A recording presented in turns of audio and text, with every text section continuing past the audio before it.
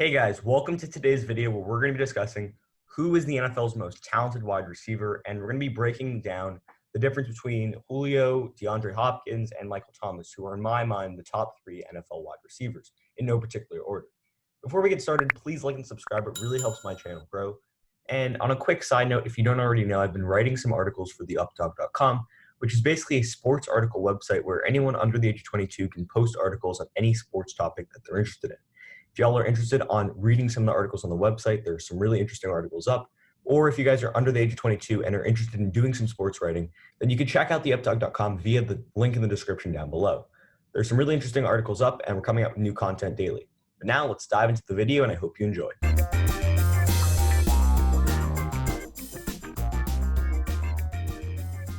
So as I said earlier, I think that Julio, Michael Thomas, and DeAndre Hopkins outline the best three wide receivers in the NFL. In today's video, we're going to be discussing who's the best and why. We're going to be going over each receiver's individual skill sets, what they're good at, their stats, their highlights, and we're just going to be taking an in-depth dive into each receiver and determining who is the NFL's most talented receiver. So let's start with Julio Jones. The 7-time Pro Bowler, 2-time All-Pro member, is the epitome of consistency. He's been in the NFL since 2011, and each year he's been among the best receivers in the NFL. In 2019, he had 99 catches for just shy of 1,400 yards and 6 receiving touchdowns. In 2018, he made the Pro Bowl as he did in 2019, and that season he led the league in receiving yards with 1,600 receiving yards on 113 catches and 8 receiving touchdowns. As I said, Jones is the epitome of consistency. He's been doing it for years and years, and he doesn't rely on touchdowns for production. He's fast, he's strong, and he's a great route runner.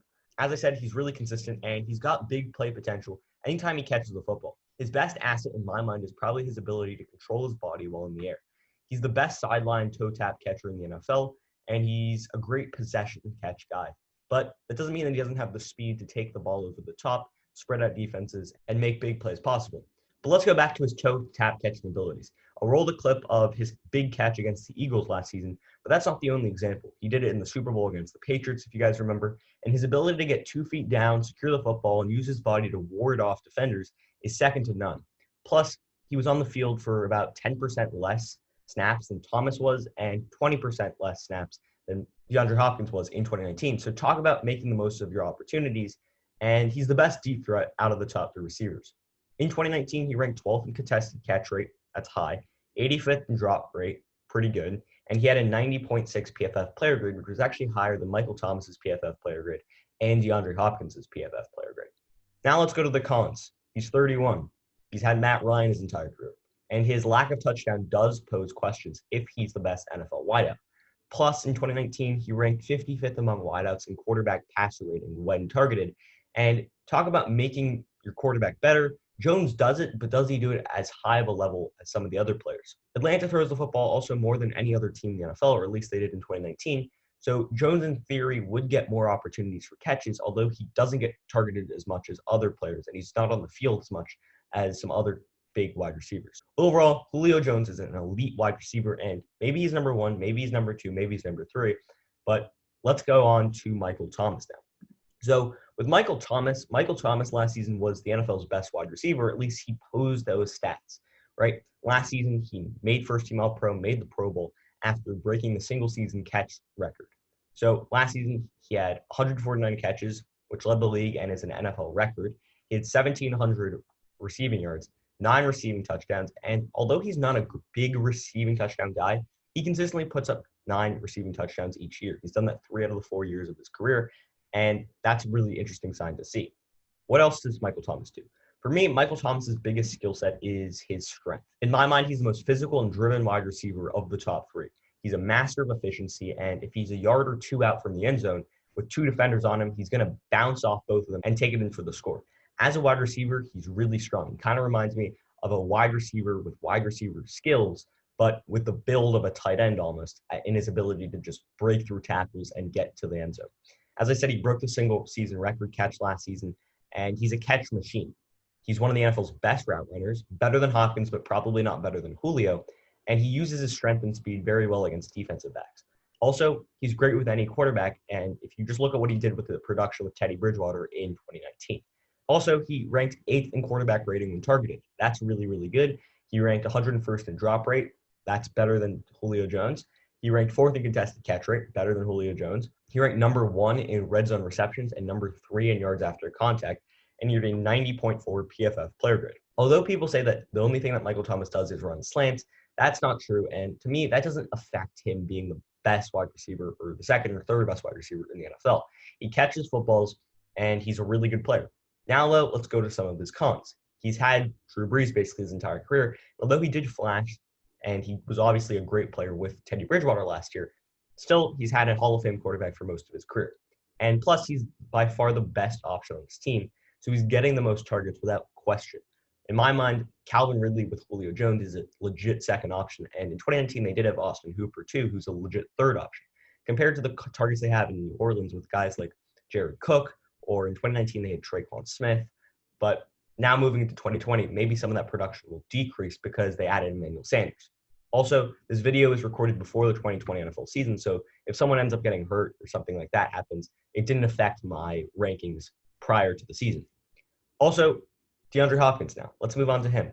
Hopkins is probably the best overall all-around receiver in the NFL. That doesn't make him the best receiver in the NFL, but what I'm trying to say is he's really good at a lot of things. He's great at a lot of things, but that doesn't make him the best at anything. It just means that he's a really well-rounded receiver. So Hopkins is a 4-time Pro Bowler and 3-time All-Pro member, and in 2019, he made first-team All-Pro, and he made a Pro Bowl. 15 games, he had 1,165 receiving yards on 104 catches and 7 receiving touchdowns. In 2018, he also made first-team All-Pro, having 1,500 yards and 11 receiving touchdowns on 115 catches.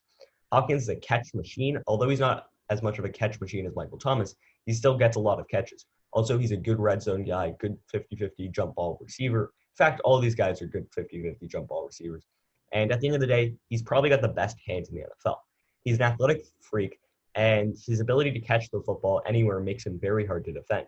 I consider him the best all-around wide receiver, as I said, because he's good at everything. He's not the best at everything, but at the end of the day, Hopkins is good at everything, but that doesn't make him the best wide receiver in the NFL.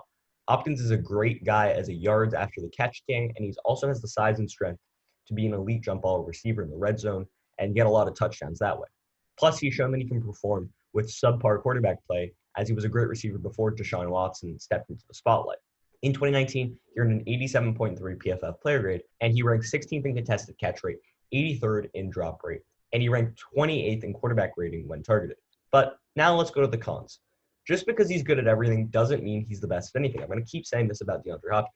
Hopkins is an elite wide receiver, but he's not better than Julio as a deep threat, and he's not better than a guy like Michael Thomas as a catch and reception king, nor is he the NFL's best yards after catch guy. Hopkins' greatest asset is his freakish athleticism and his insanely great hands. But at the end of the day, although Hopkins is the best all-around guy, when you average things out, I don't think he's a better receiver than Julio and Michael Thomas. So when it comes down to Julio and Michael Thomas, statistically, Thomas is better, but in large part based on opportunity and offensive scheme. Drew Brees, even at this point in his career, is better than Matt Ryan, and Sean Payton is a better offensive mind than Dirk Cutter. That's just the end of the day. That's simply what it is.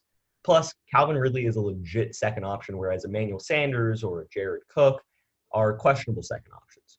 If everything was even out, I think Julio Jones' skill set is better, and therefore I think he's the best wide receiver in the NFL. And let me explain. He's been consistently a top wide receiver for the past decade, and although he doesn't have Michael Thomas' strength and physicality, it doesn't mean he can't win in other places. Plus, he's still really strong, he's still really physical, and he's still a great jump ball receiver like Michael Thomas. Though Michael Thomas might be a little bit stronger and more physical, that doesn't take anything away from Julio. As a deep threat and a guy who can stretch the field, Jones is 100% superior. He's the best wide receiver in the NFL at controlling his body and coming down with contested catches in small spaces. Although he isn't the red zone monster Thomas is, he can still put up 6 or 7 touchdowns a year without relying on his effectiveness in the red zone for production. That's a really key point. At the end of the day, Julio Jones is super effective at moving the ball downfield. If he catches the ball at the 40-yard line, he's got the speed, he's got the athleticism to take it to the house. His ability to score from anywhere in the field is also an added bonus. Both Thomas and Hopkins are great, but Julio's been doing it for longer, and at the end of the day, he's just a more talented player. Therefore, if everything is evened out and you gave the same wide receiver groups, you gave the same targets, same offensive line, same quarterback, same offensive coordinator, same offensive mind, same offensive scheme to all 3 receivers, I think Julio Jones would be the best. Nothing against Michael Thomas and DeAndre Hopkins, but I think Julio's skill set's just better. Therefore, I think Julio is the best and most talented wide receiver in the NFL then comes Michael Thomas, and then comes DeAndre Hopkins. No offense to DeAndre Hopkins and Michael Thomas, but at the end of the day, I still think that Julio is on top. What do you guys think? Do you agree with me? Why or why not? Leave your comments in the comment section down below. I love to hear what you guys have to say. Also, if you want to check out theupdog.com, I'll leave that in the link in the description down below. And if you have any ideas for new videos in the future, also leave them in the comment section down below. I love to hear what you guys have to say. And at the end of the day, I hope you enjoyed the video. And until next time, see ya.